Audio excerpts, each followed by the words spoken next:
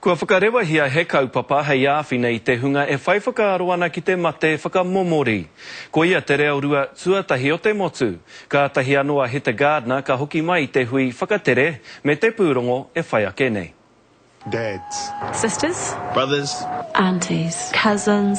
Die by suicide. He whakautu I te karanga a te marea. Timata te kōrero I tēnei rā. But Māori had said to the motu, said, look, can we do it in Māori? Can we have it in a Māori way? Can we have it on a marae? Kua rāngo na au wa karanga mō ngā tau e rua kua pahe mō a Lifeline Aotearoa e whakarite ana I te kaupapa nei.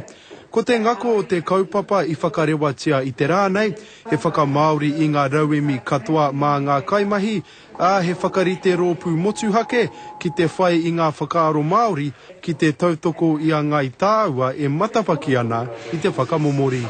It's a Māori friendly program. It is based on tikanga o Malai. We had to change it from the original one.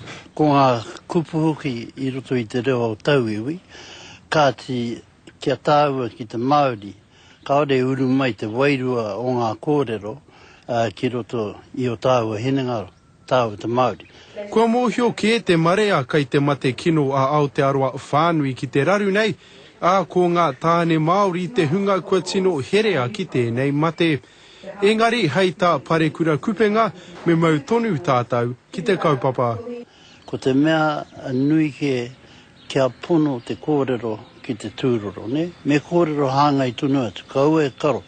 He rautaki tēnei kai te manako tia kā tutuki ki te kore ko ngai tāua ka rongo I te mamae. Whānau, we have to tell our kids every day that we will love them no matter what, that we will care for them no matter what, and that they are safe with us.